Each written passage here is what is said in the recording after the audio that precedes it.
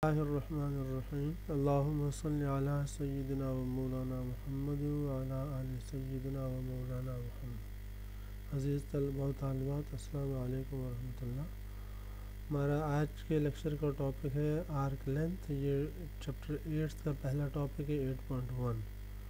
उस टॉपिक में कुछ थ्योरम इस्तेमाल होते हैं, पहले हम उन थ्योरम्स को देख लेंगे, फिर हम उस टॉपिक पे चलते हैं। इसमें सबसे पहले एक थ्योरम है the mean value theorem. Mean value theorem में एक रोल्स थ्योरम इस्तेमाल होता है। पहले हम इसके स्टेटमेंट देखेंगे, इसकी ज्योमेट्रिक अंडरस्टैंडिंग लेंगे, फिर हम मीन वैल्यू थ्योरम के स्टेटमेंट पर जाएंगे। रोल्स थ्योरम ये कहता है कि अगर let F be a function that satisfies the following three hypothesis. आपके पास एक फंक्शन है जो इन तीन शराइत पे पूरा उतरता है। पहली शर्त क्या है? क्लोज इंटरवल ए बी पर कंटिन्यूस हो। दूसरा, F is differentiable on the open interval A B. और तीसरी शर्त यह है कि एंड पॉइंट पर एफ उनकी उसकी वैल्यूज़ बराबर, F of A is equal to F of B. अगर कोई फंक्शन इन तीन शराइत पे पूरा उतरता हो तो ये थ्योरम ये कहता है कि फिर इस ओपन इंटरवल ए बी के अंदर एक नंबर ऐसा सी पाया जाएगा कि उस सी पर फंक्शन का डेरिवेटिव ज़ीरो होगा। अब इस बात को ज्योमेट्रिकली हम एक्सप्लेन करते हैं तो आपको इस थ्योरम की बेहतर समझ आ जाएगी। मसलन पहली बात ये कही गई कि फ़ंक्शन ए बी इंटरवल में कंटिन्यूस है। अब मसलन देखें, ये एक फ़ंक्शन है। अब कंटिन्यूस में कांस्टेंट फंक्शन भी हो सकता है। अब फ़र्ज़ करें अगर ऐसा, हाँ, दूसरी बात ये क्लोज इंटरवल पर वो क्लोज पे कंटिन्यूस, ओपन पे डिफरेंशिएबल। तीसरी बात ये कि एंड पॉइंट पर वैल्यूज़ बराबर है, f of A is equal to F of B. अगर मैं तीसरी बात को पहले बयान करूँ तो इसका मतलब ए पर ये उस एफ के फ़र्ज़ का ग्राफ है। जितनी ए पर फंक्शन की वैल्यू उतनी ही बी पर फंक्शन की वैल्यू है। अब मैंने इन दोनों वैल्यूज़ को ज्वाइन करना है।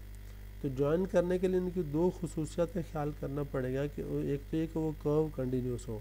इसका मतलब ये कि जब मैं इस पॉइंट से उसको स्केच करूँगा तो बगैर किसी गैप के दूसरे पॉइंट तक वो स्केच होगी, बीच में कहीं जंप या गैप नहीं आएगा। दूसरी बात यह कि फंक्शन डिफरेंशिएबल है ओपन इंटरवल में। इसका मतलब यह है कि जब मैं ये कर्व स्केच करूँगा इस एंड से दूसरे एंड तक तो कहीं पर भी उसमें कॉर्नर नहीं बनेगा, कस्प नहीं बनेगा, कॉर्नर नहीं बनेगा, वर्टिकल टेंजेंट नहीं बनेगा। तो अब ये कि इन दो पॉइंट्स को अगर मैंने ज्वाइन करना हो तो ज्वाइन करने की कई सूरतें हैं कि मैं यूँ स्ट्रेट ज्वाइन कर लूँ, मैं इसको यूँ ऊपर से ला के यूँ ज्वाइन कर लूँ, मैं उसको नीचे से ला के यूँ ज्वाइन कर लूँ, मैं उसको यहाँ से ऊपर ले जाऊँ, फिर यूँ दो चक्कर काट के फिर यहाँ से ज्वाइन कर लूँ। तो ये तीनों शराइत इन सारी सूरतों में पूरी होती हैं कि मेरा ग्राफ कंटिन्यूस भी रहता है, डिफरेंशिएबल भी रहता है और दोनों एंड पर वैल्यूज़ बराबर रहती हैं। ये जो चार सूरतें मैंने बनाई इस फिगर में उसने वही स्केच की हैं। यहाँ ये कि अगर कांस्टेंट फंक्शन है तो स्ट्रेट लाइन बन जाएगी।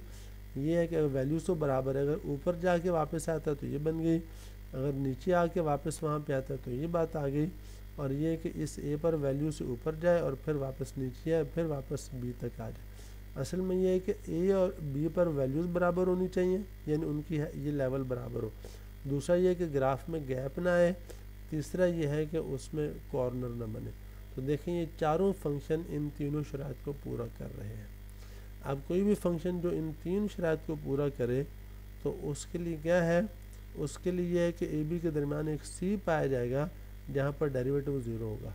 अब डेरिवेटिव आप जानते हैं किसी भी पॉइंट पर ये क्या होता है, ये उस पॉइंट पर टेंजेंट की स्लोप होता है और स्लोप के ज़ीरो होने का मतलब ये है कि लाइन हॉरिजॉन्टल है। तो इस देन के वाली जो स्टेटमेंट है इसका ज्योमेट्रिकली मतलब ये बनता है कि बीच में ए बी इंटरवल के अंदर एक ऐसा सी पाया जाएगा जहाँ पर टेंजेंट हॉरिजॉन्टल होगा। ठीक है, अब आप ये देखें, जब आपने ये केस लिया तो यहाँ तो इस ग्राफ के हर पॉइंट पर टेंजेंट बने वो हॉरिजॉन्टली रहेगा। यहाँ देखें ए से बी को आपने ऊपर ले जाके ज्वाइन किया तो इसमें एक ऊपर पीक बनती है। इस पीक पर आप जब टेंजेंट बनाते हैं टॉप पर तो ये आपका टेंजेंट हॉरिजॉन्टल बनता है। इसी तरह से यहाँ पर आपने दो टर्न लिए, ये नीचे भी हॉरिजॉन्टल ऊपर भी हॉरिजॉन्टल। तो इस केस में आपके पास दो ऐसे पॉइंट है जहाँ पर टेंजेंट हॉरिजॉन्टल है। थ्योरम आपको कम से कम एक पॉइंट की गारंटी देता है कि अगर ये तीन शर्तें पूरी हों तो कम से कम एक पॉइंट ऐसा ज़रूर पाया जाएगा जिस पर डेरिवेटिव ज़ीरो हो, दूसरे लफ्ज़ में उस पॉइंट पर ग्राफ का टेंजेंट हॉरिजॉन्टल हो। तो कम से कम एक वाली बात, ये वाली मिसाल बी और ये डी है कि इसमें एक टर्न लेके आता है। जब भी ग्राफ टर्न लेगा तो वहाँ पर टर्निंग पॉइंट पर टेंजेंट हॉरिजॉन्टल बन जाता है, अगर बशर्ते कि वहाँ कॉर्नर न बने। ठीक है। तो ये तो इस रोल्स थ्योरम का मतलब हो गया। और आप इसमें जानते हैं कि ऐसा होना ज़रूरी है, क्यों कि इस ए पर जो फंक्शन की वैल्यू है वहाँ से ग्राफ ने शुरू होना, वो ऊपर जाए या नीचे, जैसे कैसे उसने मुड़ के वापस बी पर जो वैल्यू उस पर आना है, क्योंकि ए और बी पर वैल्यूज़ बराबर है, इनका लेवल बराबर है, इसलिए आप इस वैल्यू से ग्राफ को जहाँ पर भी ले जाओ, ऊपर ले जाए नीचे ले जाए, आपको उस ग्राफ को मोड़ के वापस इस जगह पर लाना होगा। जो ही ग्राफ टर्न लेगा तो टर्निंग पॉइंट पर टेंजेंट हॉरिजॉन्टल बन जाएगा। इसलिए जब भी आप इन दो वैल्यूज़ के दरमियान एंड पॉइंट पर जब फंक्शन की वैल्यूज़ बराबर हों और आप उनके दरमियान ऐसी कर्व स्केच करें जो कंटिन्यूस भी हो और स्मूथ भी हो, तो ये इसमें मस्ट है कि टर्निंग पॉइंट पाया जाए और उस पर टेंजेंट हॉरिजॉन्टल हो। स्मूथनेस की शर्त इस वजह से लगाई है, मसला आप ऐसा भी कर सकते हैं, इस पॉइंट पे जाएं, ऊपर लेके कॉर्नर से टर्न ले लें, कॉर्नर बना के वापस आ जाए। कॉर्नर बनाएंगे, जहाँ कॉर्नर बनेंगे वहाँ डेरिवेटिव एग्जिस्ट नहीं करेगा, और कॉर्नर पर टेंजेंट एग्जिस्ट नहीं करता, तो वहाँ पर जब टेंजेंट एग्जिस्ट नहीं करता तो डेरिवेटिव का ज़ीरो होने वाली बात नहीं रहेगी। इसका मतलब ये है कि डिफरेंशिएबल होना दरमियान हर पॉइंट पर ए बी के दरमियान ज़रूरी है, ताकि कॉर्नर बना के ग्राफ वापस ना आए, वो राउंड टर्न लेके वापस आए, गोलाई के साथ वापस आए। ठीक है, तो ये तो बात हो गई रोल्स थ्योरम की। अब हम चलते हैं मीन वैल्यू थ्योरम पे। मीन वैल्यू थ्योरम ये कहता है कि अगर उसमें पहली दो शर्त वही जो रोल्स थ्योरम वाली हैं, तीसरी शर्त इसमें निकाल दी गई है और इसका जो कंक्लूजन है वो उससे थोड़ा सा मुख्तलिफ है। इसमें इसकी स्टेटमेंट है, अगर आपके पास कोई फंक्शन एफ है और वो दो शर्तों को पूरा करता है, क्लोज इंटरवल पर कंटिन्यूस हो, ओपन इंटरवल पे डिफरेंशिएबल हो, तो फिर इस इंटरवल के अंदर एक ऐसा सी पाया जाएगा जहाँ फंक्शन का डेरिवेटिव इस एक्सप्रेशन के बराबर होगा। अब ये एक्सप्रेशन बड़ा इंटरेस्टिंग, बड़ा सिंपल सा, ये क्या है कि f of b minus f of a over b minus a, या इसे क्रॉस मल्टीप्लाई करो तो f of b minus f a बराबर हो जाता है f prime c into b minus a. अब हम इसकी ज्योमेट्रिक इंटरप्रिटेशन करते हैं, फिर आपको बेहतर समझ आ जाएगी। तो आप ये देखें, ये आपके पास अगर फंक्शन है फिगर 3 वाला, तो इसमें ये ए बी इंटरवल है। ए पे फर्ज करें फंक्शन की वैल्यू यहाँ पर इस हाइट पर है, तो इस ए पॉइंट की कोऑर्डिनेट क्या माने, इसका एक्स कोऑर्डिनेट ए हो गया और इसका वाई कोऑर्डिनेट इस ए पर फंक्शन की वैल्यू एफ ऑफ ए हो गया। ये बी पॉइंट है, बी पर एक्स कोऑर्डिनेट बी हो गया, वाई कोऑर्डिनेट इस बी पर फंक्शन की वैल्यू एफ ऑफ बी हो गया। अब अगर आप इस पॉइंट को और इस पॉइंट को ज्वाइन करें तो ये स्ट्रेट लाइन बनती है ना, ये कॉर्ड बनता है। इस लाइन के अगर आप स्लोप लें, 2 पॉइंट फार्मूला बनाएं, तो ये बनता है f of b minus f of a over b minus a, ये जैसे ये लिखी हुई है, ये इसकी स्लोप। और अगर आप थ्योरम में देखें तो यही स्लोप इस एफ ऑफ प्राइम सी के राइट साइड पर है, ये देखें, ये एफ ऑफ प्राइम सी के राइट साइड पर यही स्लोप है, f of b minus f of a over b minus a. इसका मतलब है कि राइट साइड पर इस कॉर्ड की स्लोप है, ये जो ए और बी को स्ट्रेट लाइन ज्वाइन कर रही है, इसकी स्लोप ये राइट हैंड साइड है। अच्छा, अब थ्योरम क्या कहता है कि बीच में ऐसा सी पा जाता है जहाँ फंक्शन का डेरिवेटिव इस एक्सप्रेशन के बराबर हो। ज्योमेट्रिकली इसका मतलब यह है कि बीच में ऐसा सी पाया जाता है जहाँ पर आप अगर टेंजेंट स्केच करें तो एफ प्राइम सी उस टेंजेंट की स्लोप होगी, तो मीन्स कि उस टेंजेंट की स्लोप और इस कॉर्ड की स्लोप बराबर है। क्या मतलब कि वो दोनों लाइनें आपस में पैरेलल है। तो ये वही बात हो गई कि यहाँ पर आपके पास ये जो लाइन आपने खींची है, अगर फंक्शन इन दो पॉइंट्स के दरमियान कंटिन्यूस भी हो और डिफरेंशिएबल भी हो, तो जब भी फंक्शन टर्न लेकर वापस आएगा तो बीच में एक ऐसा पॉइंट बन जाएगा कि जब आप उस पर टेंजेंट लाइन बनाएंगे तो वो लाइन इन एंड पॉइंट्स को ज्वाइन करने वाली लाइन के पैरेलल हो जाएगी। जब पैरेलल हो जाएगी तो दोनों की स्लोप्स बराबर हो जाएंगी। अब इसकी स्लोप जो है वो इस सी पर चूँकि टेंजेंट बनाया गया, तो सी पर जो एफ का डेरिवेटिव एफ प्राइम सी वो इस लाइन की स्लोप है, और इस लाइन की स्लोप 2 पॉइंट फार्मूले से आई, चूँकि लाइनें पैरेलल हैं तो दोनों की स्लोप्स बराबर हो गई। यही रोल्स थ्योरम का कंक्लूजन है, और दर हकीकत रोल इस मीन वैल्यू थ्योरम का कंक्लूजन है। रोल्स थ्योरम में भी यही बात थी। रोल्स थ्योरम में ये मसला था कि ए और बी की पर वैल्यूज़ बराबर थी, जिसकी वजह से इनको ज्वाइन करने वाली लाइन हॉरिजॉन्टल थी, तो हॉरिजॉन्टल लाइन की स्लोप 0 होती है। इस वजह से वहाँ हमने कहा कि ऐसा सी पाया जाता है जहाँ एफ प्राइम सी 0 है, क्योंकि वहाँ पर इस कॉर्ड की स्लोप ही 0 बनती है, क्योंकि कॉर्ड हॉरिजॉन्टल बनता है। अगर आप रोल्स थ्योरम में पीछे जाएँ उसमें भी यही बात थी, जैसे ये है, अगर आप इस एंड पॉइंट को ज्वाइन करें तो ये लाइन हॉरिजॉन्टल बनती है। तो बेसिकली ये भी मीन वैल्यू थ्योरम को सेटिस्फाई करती है कि इसमें जो टेंजेंट की स्लोप है इस कॉर्ड के पैरेलल है, क्योंकि कॉर्ड की स्लोप है ही 0, तो टेंजेंट की स्लोप भी 0 होगी हॉरिजॉन्टल होने की वजह से। तो इस तरह से ये आपके पास मीन वैल्यू थ्योरम की स्टेटमेंट है। अगर आप इसमें कंटिन्यूटी की शर्त को हटाएंगे फिर भी इसका ट्रू होना ज़रूरी नहीं है, और अगर आप इसमें डिफरेंशिएबिलिटी को हटाएंगे तो फिर भी इसका ट्रू होना ज़रूरी है। वजह क्या है कि ऐसा हो सकता है अगर आप कंटिन्यूटी हटाते हैं तो जिस पॉइंट पर टेंजेंट ने इस कॉर्ड के पैरेलल बनना था, अगर उस पॉइंट पर फंक्शन डिसकंटिन्यूस हो गया तो वहाँ आप टेंजेंट स्केच नहीं कर नहीं पाएंगे, और बाकी पॉइंट्स के टेंजेंट इसके पैरेलल नहीं होंगे, लिहाजा आपको ऐसा टेंजेंट नहीं मिलेगा जो कॉर्ड के पैरेलल हो। और अगर आप डिफरेंशिएबिलिटी की शर्त हटाते हैं तो फिर ये मुमकिन है जिस सी पर ये टेंजेंट ने इसके पैरेलल होना था उस सी पर ग्राफ कॉर्नर बना ले, कॉर्नर की वजह से वहाँ टेंजेंट एग्जिस्ट ना करे, तो लिहाजा आपको ऐसा टेंजेंट नहीं मिलेगा जो इस लाइन इस कॉर्ड के पैरेलल हो।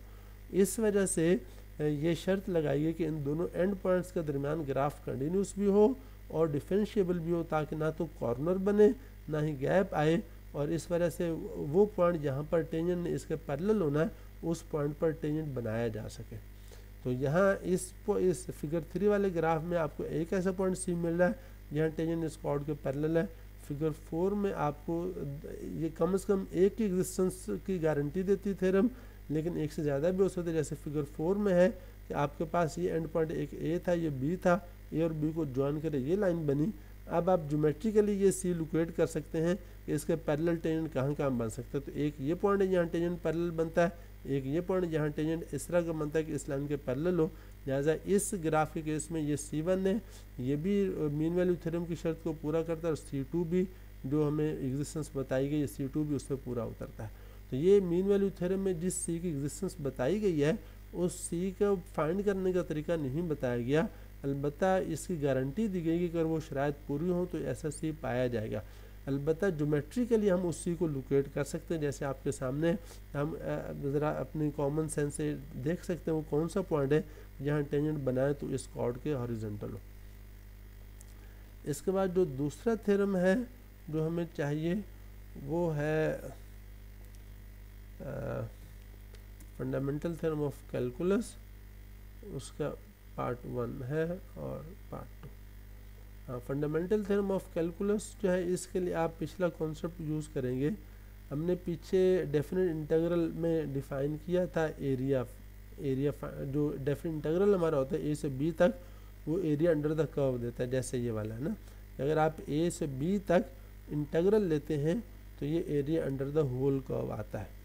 अच्छा, अगर मैं ऐसा करूं कि मैं इसकी लोअर लिमिट तो ए ही रहने दूं, लेकिन अपर लिमिट मैं बी ना लूं बल्कि कोई भी पॉइंट आर्बिट्ररी मसलन मैं एक्स ले लेता हूं, मसलन यहाँ कोई पॉइंट एक्स ले लिया, तो जब मैं इसको ए से एक्स तक इंटीग्रेट करूँगा तो फिर मुझे इंटीग्रल ए से एक्स के दरमियान जो एरिया अंडर द कर्व आता है वो देगा। अब एक्स को मैं आगे ले जाऊँगा तो एरिया बढ़ जाएगा, और आगे ले जाऊँगा तो एरिया बढ़ जाएगा। इस तरह से अगर मैं एक्स को वेरी करवाऊँ ए और बी के दरमियान तो मेरे पास एक तरह से एरिया फंक्शन आ जाता है। जब वो एक्स इस ए के बराबर होगा तो वो इस एरिया फंक्शन की वैल्यू 0 हो जाएगी, क्योंकि ए और एक्स बराबर है।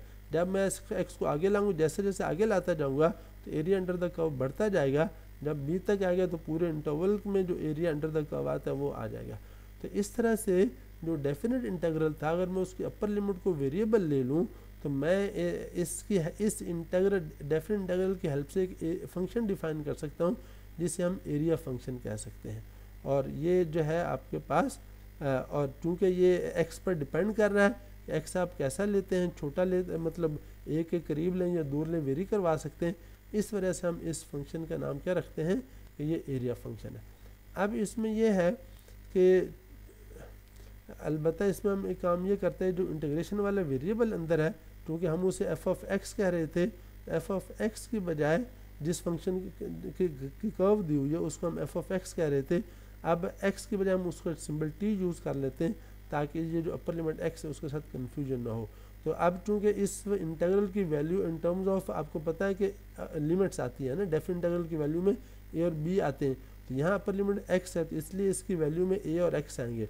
एक तरह से ये इंटीग्रल फंक्शन ऑफ एक्स बन गया, तो हम इसका नाम जी ऑफ एक्स रख सकते हैं। देखिए, अगर डेफिनेट इंटीग्रल में दोनों लिमिट्स कांस्टेंट हो तो फिर इंटीग्रल की वैल्यू एक नंबर आती है, कांस्टेंट आती है। लेकिन अगर आप इसकी एक लिमिट वेरिएबल ले लें तो फिर ये फंक्शन ऑफ दैट वेरिएबल हो जाता है। तो इस तरह से जैसे फिगर 1 में भी बताया हुआ कि आप ये ए से लेके एक्स तक जो एरिया लेंगे तो ये जी ऑफ एक्स, एक्स को आगे ले आएंगे तो एरिया बदल गया तो जी की वैल्यू बदल जाएगी।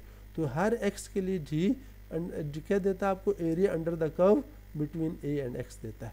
इस तरह से हम जो हमने पीछे डेफिनेट इंटीग्रल की हेल्प से एरिया का कॉन्सेप्ट दिया था, उसकी मदद से हम एक नया फंक्शन एरिया फंक्शन डिफाइन कर सकते हैं। अब ये थ्योरम क्या कहता है?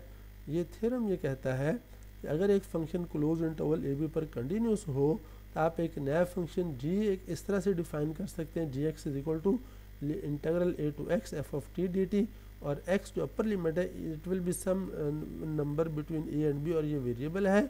तो एक तो ये कि हम इस तरह से फंक्शन डिफाइन कर सकते हैं, दूसरा ये फंक्शन कंटिन्यूस होगा on the close interval A B, और ये कि ये डिफरेंशिएबल भी होगा, यानी इंटीग्रल के हेल्प से जो फंक्शन डिफाइन किया है ये कंटिन्यूस भी होगा क्लोज इंटरवल पर और ओपन इंटरवल पर डिफरेंशिएबल होगा।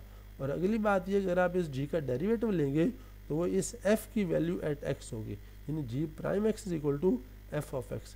ये बिल्कुल वैसे ही एंटी डेरिवेटिव वाला कॉन्सेप्ट है कि आपको पता है कि फंक्शन का अगर डेरिवेटिव दियो आप उसे इंटीग्रेट करें तो वो उसका डेरिवेटिव और इंटीग्रल ख़त्म हो जाता है और वो फंक्शन वापस आ जाता है ना। तो इस तरह से जब आप इस g और इस इंटीग्रल को दोनों तरफ डेरिवेटिव लेंगे, g पर डेरिवेटिव आ जाएगा, राइट साइड पर डेरिवेटिव और इंटीग्रेशन ये एक दूसरे के एंटी प्रोसेसेस हैं, तो आपके पास जो आंसर है वो सिर्फ f की वैल्यू एट x आ जाएगा। तो इस तरह से ये that is called fundamental theorem of calculus part 1। अब हम चलते हैं अपने असल टॉपिक पर।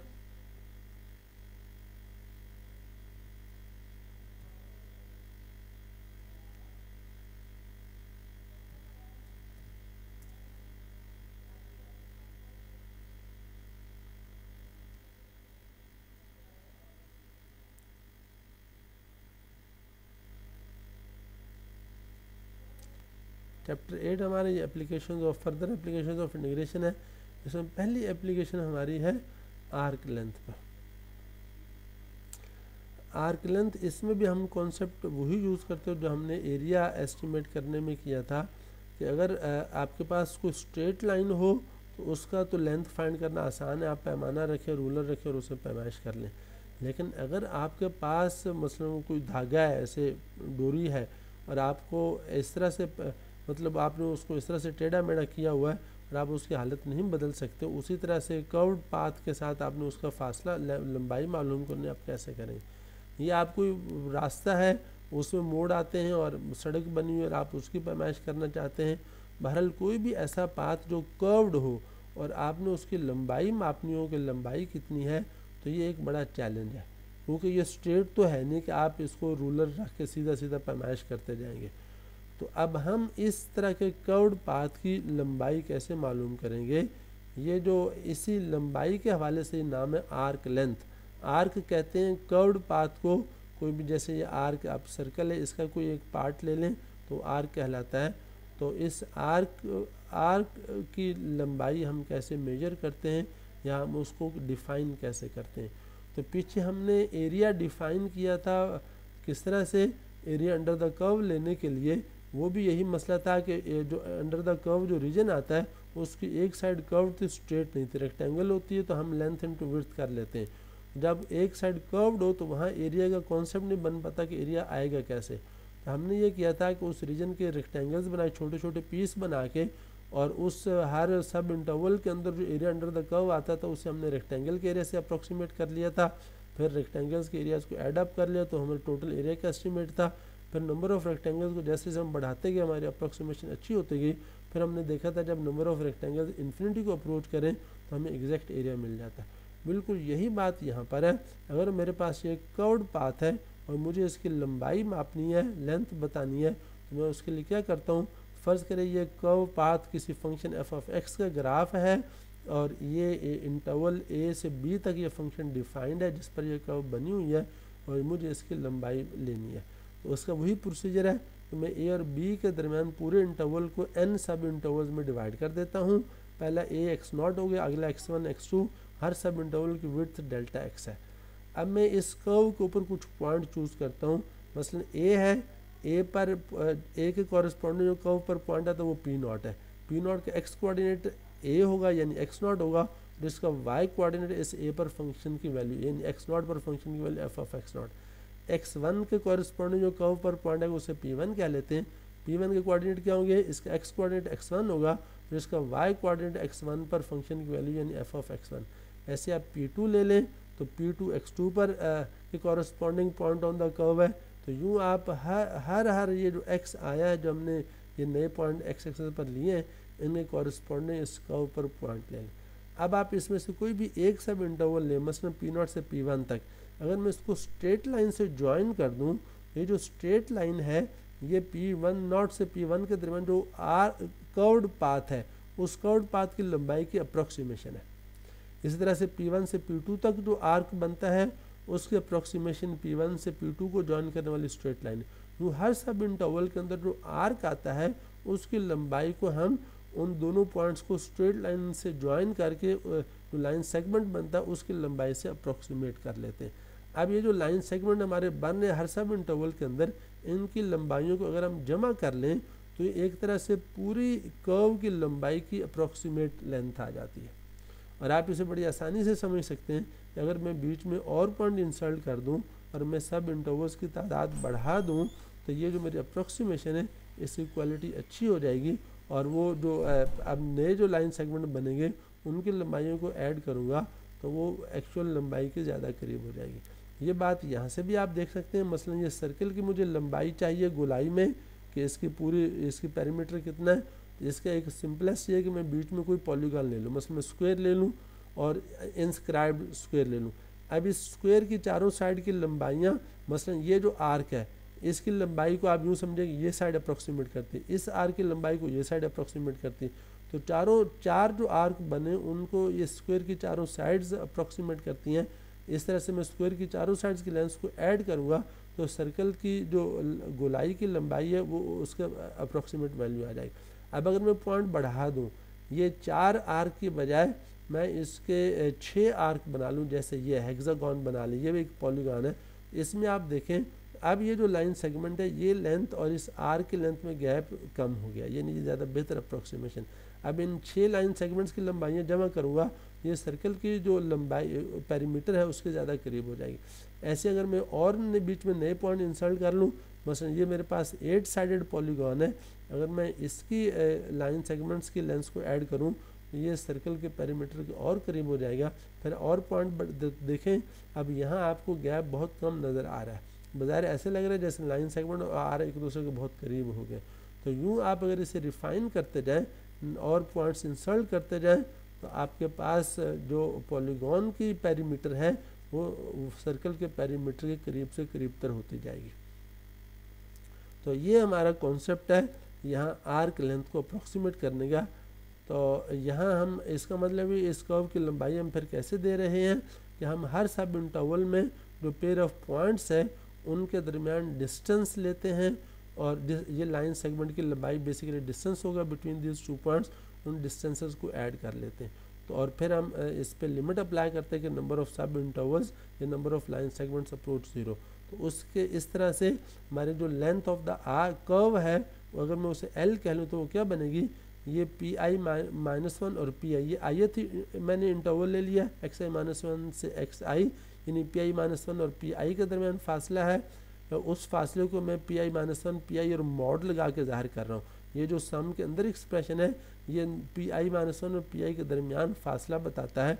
और अगर मैं i को 1 से n तक वेरी करवाऊँ, पहले i1 रखूँ फिर प्लस i2 फिर प्लस i3, तो ये एक तरह से तमाम लाइन सेगमेंट्स की लंबाइयों का मजमूआ आ गया। अगर इस पर लिमिट अप्लाई कर दो n अप्रोचेस इन्फिनिटी, ये जो एक्सप्रेशन बना है ये आपको इस कर्व की लेंथ देता है। इस तरह से हम कर्व की लेंथ का फार्मूला बनाते हैं।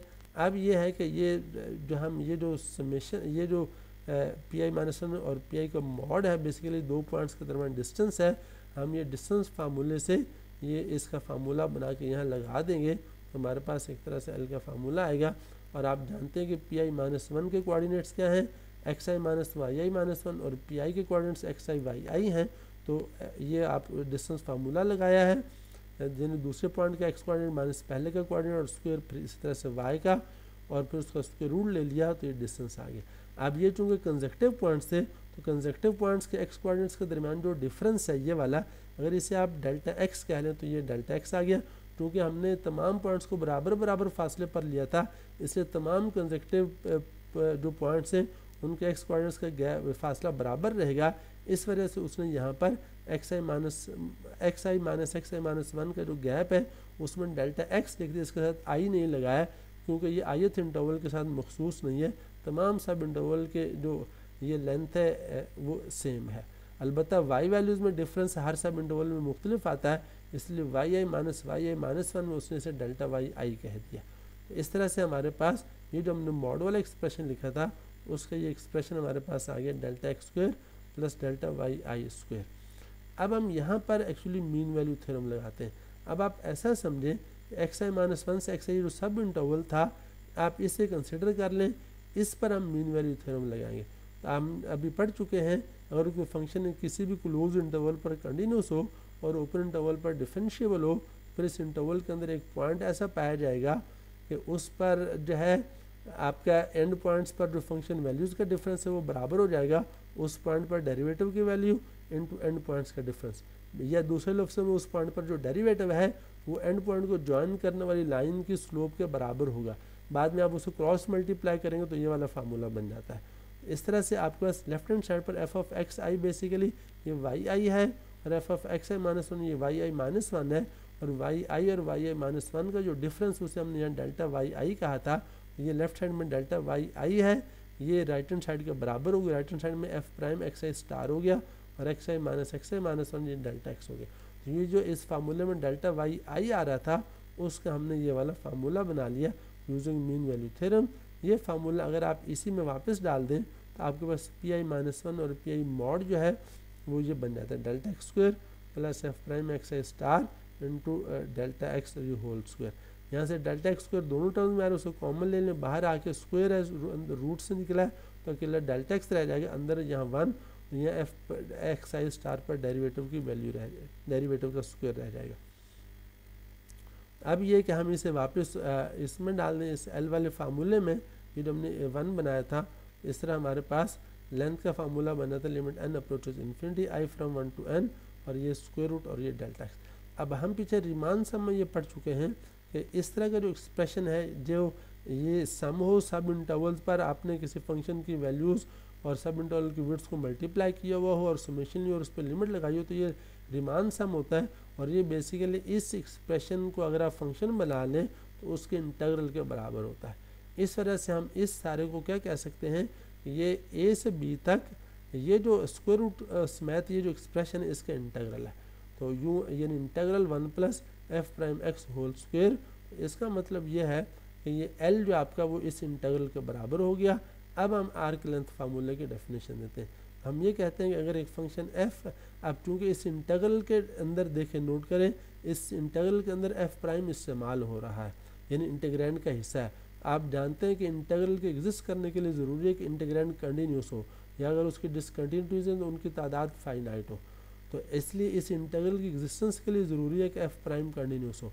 इस वजह से इस फार्मूले में वो क्या शर्त लगा रहा है कि अगर एफ प्राइम इस क्लोज इंटरवल ए बी पर कंटिन्यूस हो। ज़ाहिर है अगर एफ प्राइम कंटिन्यूस है इसका मतलब यह है कि एफ खुद कंटिन्यूस भी और एफ डिफरेंशिएबल भी है। तो ये जो हमने मीन वैल्यू थ्योरम सब इंटरवल पर लगाया था वो मीन वैल्यू थ्योरम की दोनों शराइत इस एक शर्त के पूरे होने से वो पूरी हो जाती हैं। तो यूँ इस एफ प्राइम के ये वाली जो शर्त है इसके अंदर ये भी आ गया कि एफ मीन वैल्यू थ्योरम की शराइत पूरी करता है पूरे क्लोज इंटरवल के अंदर या उसका हर सब इंटरवल में, और इसके अंदर ये भी आ गया कि इस एफ प्राइम का ये इंटीग्रल एग्जिस्ट करता है। चुनांचे अगर एफ प्राइम इस क्लोज इंटरवल पे कंटिन्यूस हो तो फिर इस फंक्शन एफ की इंटरवल ए बी पर जो इसका ग्राफ बनता है उस या कर्व बनती है उसकी लेंथ लेनी हो, उस लेंथ का ये फार्मूला है। अगर आपको कोई कहे जी इस फार्मूले को प्रूव करो तो इसका प्रूफ जो ये पीछे जितना प्रोसेस हमने किया है वो सारा इस फार्मूले का प्रूफ है। ये प्रूफ आपके पास यहाँ से शुरू होता है, ये यहाँ से now suppose that a curve c is defined, यहाँ से इस फार्मूले का प्रूफ शुरू होता है और ये एंड तक जाता है। तो अगर आपको कहें ये फार्मूला प्रूव करो आपने नाउ सपोज से शुरू करके इसको यहाँ तक लेके आना, यहाँ तक। अब इसकी थोड़ी सी इसकी मुख्तलिफ शक्लें हैं। मसलन एफ प्राइम को आप लिबनिज नोटेशन में डी वाई और डी एक्स भी लिख सकते हैं। अब ये एग्जांपल 1 है, इसमें आपके पास फ़र्ज़ करें कि ये एक फंक्शन है y square is equal to x cube, ये सेमी क्यूबिकल पैराबोला है तो ये 1 1 और 4 8 के दरमियान आपने इसका ग्राफ बनाया है और आप इसकी लेंथ लेना चाहते हैं। ये उसका ग्राफ था और आप इस पॉइंट 1 1 से लेकर 4 8 तक जो इसका पार्ट बनता है इसकी आप लेंथ कैलकुलेट करना चाहते हैं। आप पहले क्या, चूँकि इस एल फाइंड करने के लिए आपको वाई का डेरिवेटिव चाहिए और ये एक्सप्रेशन इसमें वाई इम्प्लिसिटली डिफाइंड है, तो आप वाई की वैल्यू निकालेंगे तो ये प्लस माइनस एक्स की पावर 3/2 आएगा। तो हमने जो पॉइंट लिए हैं वो इस ग्राफ की अपर ब्रांच पर हैं, जैसे हम पॉजिटिव साइन वाला पार्ट ले लेंगे तो जब इसका डेरिवेटिव लेंगे तो वो ये आएगा। तो इस तरह से हमारे पास एल का ये फार्मूला है। इसमें देखें एल में जो लिमिट्स हैं वो एक्स वाली यूज़ होती है। ए चूँकि डिफरेंट इंटीग्रेशन एक्स के लिहाज से, तो वो दोनों पॉइंट्स जो एंड पॉइंट्स हैं उनके एक्स कोऑर्डिनेट्स यहाँ लोअर और अपर लिमिट्स बनते हैं। हमारे पास पॉइंट 1 1 और 4 8 है, तो पहले का एक्स कोऑर्डिनेट 1 है, दूसरे का 4 है, इंटीग्रेशन की लिमिट्स 1 से 4 बनेगी। आगे ये फार्मूला लगे स्क्वायर रूट अंदर 1 प्लस और इस y का डेरिवेटिव लेके यहाँ डाल दिया, ये आ गया। अब आपने इसके इंटीग्रल कंप्यूट करना है। मेथड जो आप पीछे पढ़ चुके हैं वो अप्लाई करेंगे। सब्स्टिट्यूशन से अंदर वाले को उसने यू कह के सब्स्टिट्यूशन करके इंटीग्रेट कर लिया इसे। आखिर में जो नंबर बनेगा वो इस कर्व की लेंथ आ जाएगी। जस्ट इंटीग्रेशन की हेल्प से देखें आपने ये कर्व की लेंथ फाइंड कर ली। ये इंटीग्रेशन की एप्लीकेशन है। पीछे हम एरिया में एप्लीकेशन पढ़ चुके, एरिया फाइंड कर सकते हैं, area under the curve between x x, इस तरह से एरिया बिटवीन टू कर्व्स। और अभी हमने पढ़ लिया कि हम इसकी हेल्प से किसी कर्व की लेंथ फाइंड कर सकते हैं। इस तरह से एग्जांपल 2 है, इसमें y square equal to x है। अब इसमें यह है कि इसमें आप चूँकि अगर आप एक्स को फंक्शन ऑफ वाई बनाएं तो वो निस्बतन आसान है। यहाँ जो है ये एक्स इक्वल, तो बजाय इसके कि आप वाई लें और फिर इसका स्क्वायर रूट लें, चूँकि वाई स्क्वायर को इंटीग्रेट करना आसान है तो उसने यहाँ ये किया, डेरिवेटिव भी लेना होगा ना, तो x equal to y square, x का वायलेंस के लिहाज से डेरिवेटिव आसान है, इंटीग्रेंड आसान बनेगा। हमारी चूँकि इसमें स्क्वायर रूट इन्वॉल्व है इसलिए आर्क लेंथ के फार्मूले में हमारी कोशिश होती है कि हमारा जो इंटीग्रेंड है वो आसान तर हो। उसके लिए ये है कि पीछे हमने जो फार्मूला बनाया है, फार्मूला जो ये 3 बनाया है उसमें वाई फंक्शन ऑफ एक्स था, लेकिन आप इसमें ऐसा भी कर सकते हैं अगर एक्स फंक्शन ऑफ वाई हो तो उसके लिए भी ये फार्मूला इसी तरह से बन जाएगा। सिर्फ ये है यहाँ पर एक्स का डेरिवेटिव वाई के लिहाज से हो जाएगा, इंटीग्रेशन वाई के लिहाज से आ जाएगी और लिमिट्स भी वाई वाली हो जाएंगी। इस तरह ये जो फार्मूला 3 है ये बदल के अगर आप वाई के लिहाज से करना चाहते हैं तो ये फार्मूला 4 बन जाएगा। फार्मूला 4 क्या है कि आप डेरिवेटिव आपका वाई के लिहाज से है तो इंटीग्रेशन भी वाई के लिहाज से और लिमिट्स भी वाई वाली होंगी C to D। इस तरह से आप इसको लिख सकते हैं। अब अगर हम ये वाला फार्मूला बनाना चाहें तो हाँ, तो ये जी प्राइम वाई क्या है, ये एक्स का डेरिवेटिव वाई के लिहाज से, तो ये फार्मूला चाहे वाई फंक्शन ऑफ एक्स हो चाहे एक्स फंक्शन ऑफ वाई हो आप इक्वली अप्लाई कर सकते हैं दोनों तरह से। एग्जांपल 2 में आपको जो फंक्शन दिया उसमें एक्स फंक्शन ऑफ वाई दिया हुआ है, आप यहाँ इसका d x over d y लें, इस फार्मूले में डालें और लिमिट्स आप वाई वाली इस्तेमाल होंगी, वाई की लिमिट 0 और 1 है। इस तरह से आप इसे इंटीग्रेट करके ये लेंथ फाइंड कर सकते हैं। ऐसे ही एग्जांपल 3 है, यहाँ आपको सिर्फ वो ये कह रहा है कि आप इंटीग्रल सेटअप करें और कैलकुलेशन वो अप्रोक्सीमेट मेथड से कह रहा है, वो हमने ये टॉपिक हमारे सिलेबस में नहीं था, हमने छोड़ दिया, इसलिए एग्जांपल 3 आप छोड़ सकते हैं। इसके बाद आर्क लेंथ फंक्शन है। अब जैसे हमने पीछे एरिया फंक्शन बनाया था, एक तो ये था कि ए से लेकर बी तक हम एरिया अंडर द कर्व पूरे इंटरवल पे फाइंड करें। एक ये था कि हमने कहा कि शुरू तो ए से करें लेकिन बीच में किसी भी एक्स तक, ए से लेकर एक्स तक हम एरिया अंडर द कर्व ले सकते हैं। तो इस तरह से हमने एरिया फंक्शन डिफाइन किया था फंडामेंटल थ्योरम ऑफ कैलकुलस से पहले। इसी तरह से यहाँ आर्क लेंथ जो है ये length of the curve over the whole interval a to b आती है, लेकिन हम आर्क लेंथ फंक्शन भी डिफाइन कर सकते हैं। अगर हम एक्स जो लेंथ है ए से लेके किसी भी आर्बिट्ररी पॉइंट एक्स तक ले लें, इस तरह से आर्क लेंथ फंक्शन बनाना आसान है कि आप इसे एस ऑफ एक्स कह लें और इंटीग्रेशन की लिमिट्स ए से लेके एक्स तक ले लें। अंदर जो इंटीग्रेंड था उसका वेरिएबल डमी वेरिएबल होता है, उसमें आप एक्स या टी लगा दें जस्ट। ये 1 + f prime t whole square square root और डी टी।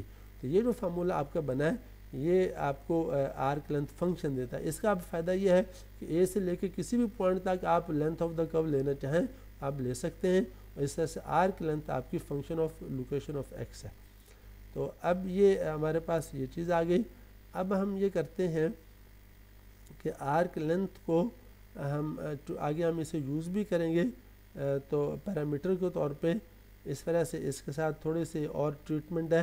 अगर आप इस s का डेरिवेटिव लें x के लिहाज से, तो फंडामेंटल थ्योरम ऑफ कैलकुलस में हम पढ़ चुके हैं कि ds ओवर dx क्या होगा, वो सिंपली इसके इंटीग्रैंड की वैल्यू अपर लिमिट x पर, तो ds ओवर dx आपके पास आ गया 1 plus f prime x whole square और उसका स्क्वायर रूट। अब ये जो स्क्वायर रूट के अंदर इसे आप 1 प्लस डी वाई और डी एक्स लिख सकते हैं। अब आप यहाँ से ये जो इधर डी एस और डी एक्स था, इसको अगर आप डिफरेंशियल क्वोशंट बना लें, इस डी एक्स को क्रॉस मल्टीप्लाई करके यहाँ ला सकते हैं। उसके बाद आप इसके अंदर डी वाई और डी एक्स को भी आप डी वाई को अलग समझ लें, डी एक्स को अलग समझ लें, तो आप इसका एलसीएम लें तो ये d x square plus d y square over d x square हो जाएगा। नीचे वाला डी एक्स स्क्वायर जब स्क्वायर रूट से बाहर आएगा तो डी एक्स हो जाएगा, और ये डी एक्स इस डी एक्स के साथ कैंसिल हो जाएगा, तो स्क्वायर रूट के अंदर आपके पास बचेगा d x square plus d y square, और दोनों तरफ स्क्वायर लेंगे तो डी एक्स का स्क्वायर बराबर हो जाएगा d x square plus d y square. ये फार्मूला 8 बन जाता है। तो यूँ 7 को थोड़ी सी इसकी सिंप्लीफिकेशन करें, 7 से आपके पास ये 8 बन जाता है। अब ये 8 फार्मूला है, इसकी ज्योमेट्रिक इंटरप्रिटेशन क्या है, तो ये बड़ी सिंपल सी है। ये आप ऐसे समझ लें कि क्योंकि डी एक्स हमारी लेंथ थी उस सब इंटरवल पर ना, एक्स कोऑर्डिनेट्स के दरमियान डिफरेंस, तो फर्ज करें हमारा अगर एक पॉइंट ये वाला है और दूसरा पॉइंट हमने ये लिया है, तो आपके पास इन दोनों के दरमियान एक्स का डिफरेंस ये डी एक्स आ गया। और अगर आप इस ये आर्बिट्ररी पॉइंट, इस पर अगर आप डी एस लेंथ कह लें, ये इसको यूँ कहें कि ये d s square is equal d x square plus d y square, तो एक तरह से राइट ट्रायंगल के हिसाब से अगर आप देखें तो फिथागोरस बन रहा है कि आप डी एस हाइपोटेन्यूज हो, डी एक्स बेस हो, डी वाई परपेंडिकुलर हो, तो राइट ट्रायंगल के हिसाब पर ये रिलेशन फिथागोरस बनता है।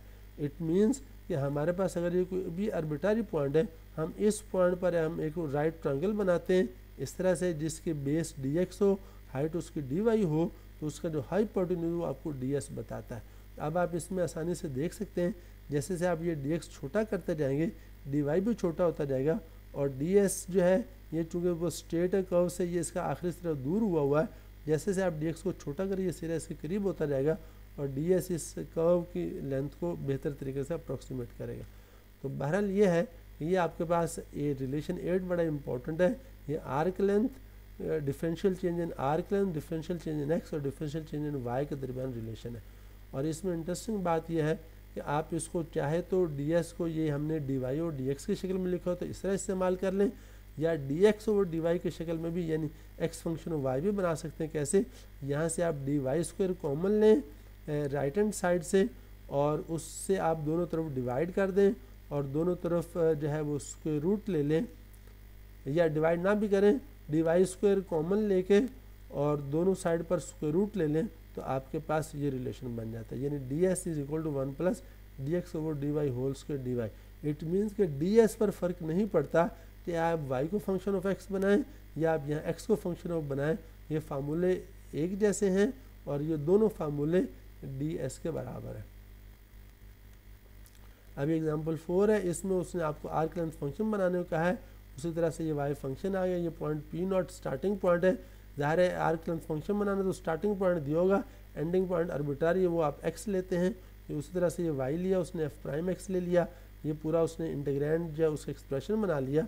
इस एक्सप्रेशन में आपके पास ये चूँकि एक्स से डिवीजन हो रही तो हमारी शर्त है कि एक्स पॉजिटिव हो, ये उसने ऊपर दिया हुआ भी होगा।